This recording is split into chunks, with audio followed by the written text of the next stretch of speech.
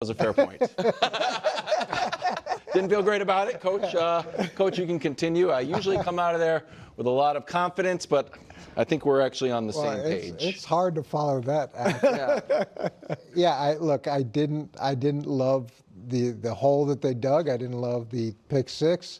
I did really like the fact that they were able to fight back the way they were, and that they lost really the whole left side of the offensive line. Well, great. And still figured out a way to win the game.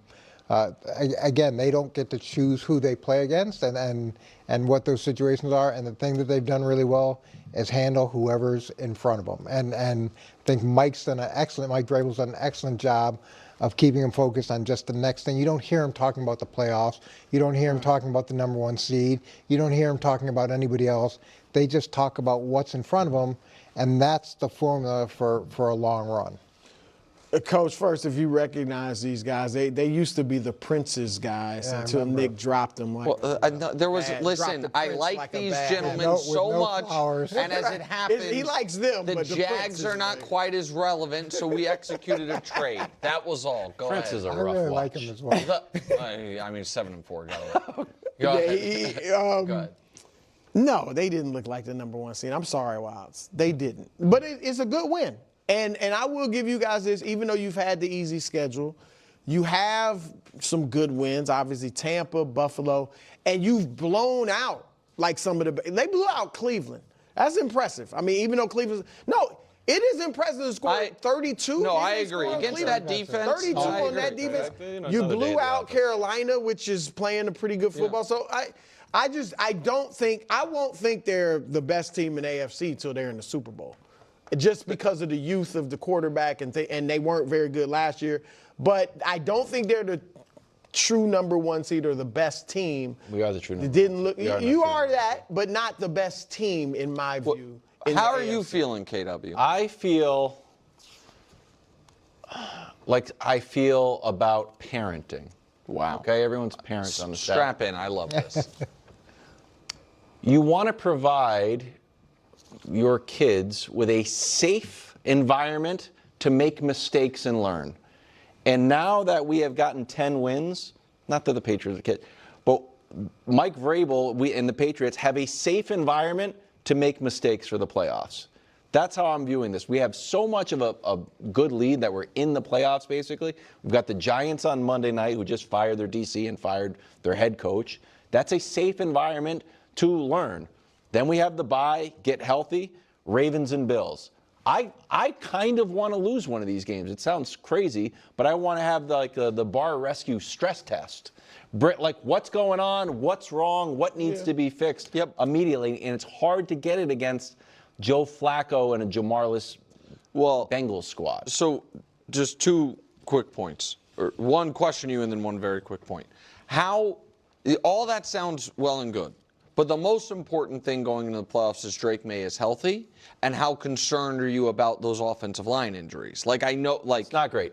He's already sacked at one of the highest rates in the NFL, and now we lose the whole left side of the line. That's a problem. So listen, they have to have Will Campbell for the postseason.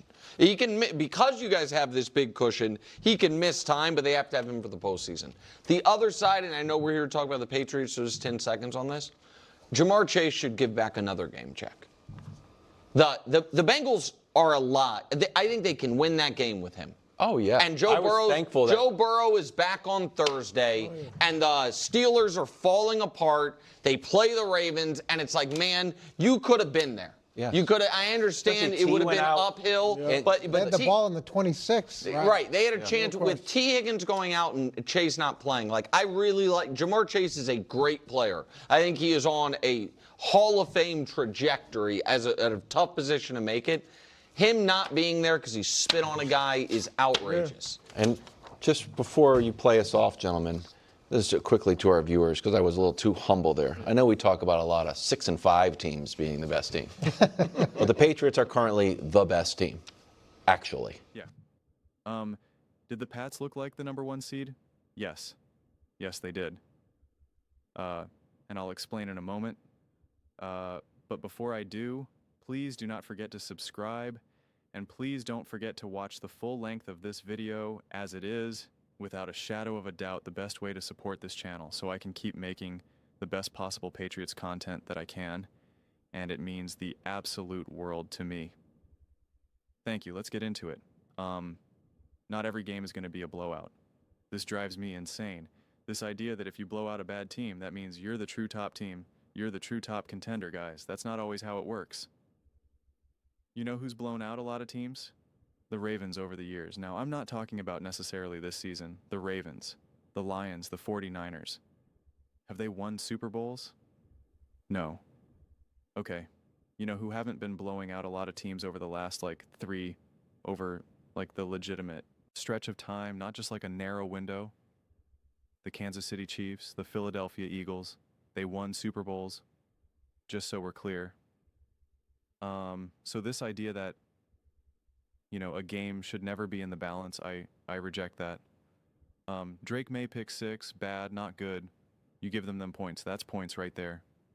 What? Take away the points, and then what's the score?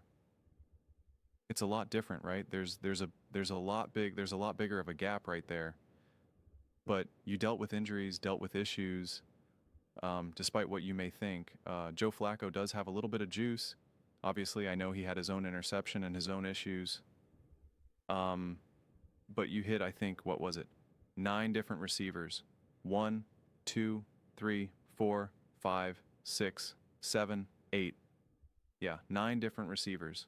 We're able to run the ball with some level of consistency. Nothing crazy. 31 carries for 107, 5 carries for 22 for Drake. I always like to also kind of subtract that a little bit, because to me, when you get a quarterback getting some of those, those are gravy yards to me. But in a game that was clearly not Drake May at his sharpest, with obviously the really bad interception, which, again, it happens. Every quarterback does it. I give extra benefit of the doubt to a younger quarterback. I'll be harder on a Josh Allen, a Mahomes, a Jalen, etc. But he was still 22 for 35, 294 yards, and an 87.1 passer rating. I just think that sometimes these are the way these games go, and especially when they kind of don't go exactly according to plan, right? Can't get a whole ton going on. You have punt, right? You're now down 3-0. Then you have the interception right now. It's 10-0, and now your back is up against the wall. You're like, is this game about to break through? Are we about to get roll now? Like, we are in a tough situation. Boom. 9 plays, 70 yards, touchdown. And you're like, all right, like, that's okay. And then you get a little bit of your own little gift, right? You get your interception pick 6. Now you're up 14-10, and now you're in a little bit of a battle, right? You're in a little bit of a battle. And it's just the way how some of these games unfold. I think it depends. These types of games, man, you really can look at from so many different angles. You know, there's nothing here that ever like that really, not, I shouldn't say ever, but there's nothing here specifically that glaringly stands out like, oh my God, they were 2 for 13 on 3rd down. They were, you know, 0 for 2 for the red zone. That's probably the thing that would stand out the most. But only 4 penalties, like nothing. Like blatantly clear, you know, crazy. You would say, well, the Bengals have a bad defense. We should have been able to do more, etc.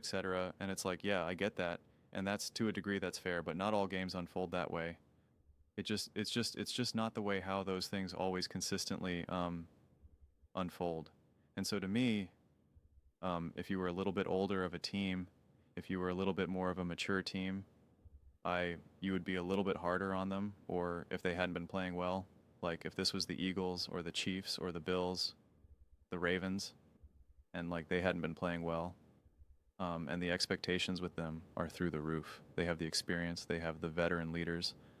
And then you have a game like this, you're kind of like, you haven't been playing well, and now you have this game. Like, why can't you get it together? But if you've been playing well, you've been playing high quality football, you are an up and coming team. It's just, to me, this is just, what are you just supposed to just blow out every team that's beneath you? Like, that's just not the way how the NFL works. It's just not how the NFL works. I mean, who's the true number 1 seed then, right? Is it the Chiefs and the Colts? Well, I don't know. you know, they both seem to have their issues in that game. Patrick Mahomes to a terrible interception. Daniel Jones looked like he couldn't do much in the fourth quarter overtime. It's like, okay, the Texans, no one thinks that. The Bills, they lost to the Texans. The Ravens, I mean, I don't know. Don't think so. The Titans, no. Right, like, so the Jaguars, absolutely positively not. The Cleveland Browns, no. The Raiders, no. So, I don't know. It just is what it is. They beat the Jets convincingly. Okay, you got the Dolphins, 3 points. The Commanders, maybe they're the 1 seed. You had the Steelers, right? They convincingly beat the Bengals. Do you feel like right now, who would you rather be? The Steelers or the Patriots? We know that answer. We know that answer. So, I don't know. Not the Chargers.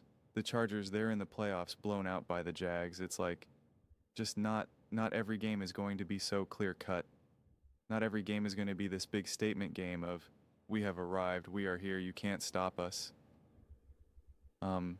They dealt with some adversity against an opponent that is not on their level, but still led by a veteran quarterback and some pieces on offense. Yeah, Jamar Chase wasn't there. I get it. But still, yeah, came away with the win. Sometimes that's what it's all about. Sometimes that's all it's about. And you can't get too lost in it. And I just don't think that the Patriots need to prove anything against a team like the Bengals.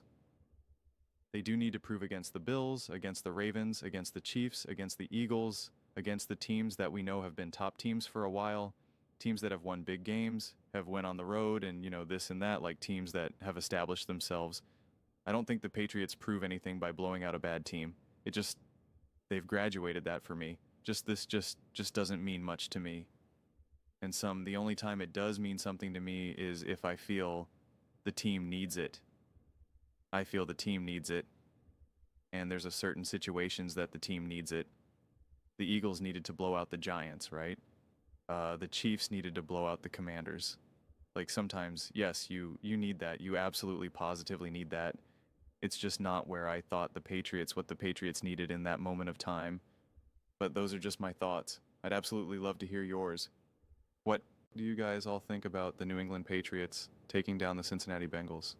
Are you concerned now? Has your confidence in them has it just been shaken to the core?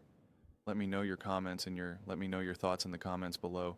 I read every single comment, whether you agree with me or disagree with me. Either way, let's get in some discussions, let's get in some fights. But ultimately, let's just have some fun.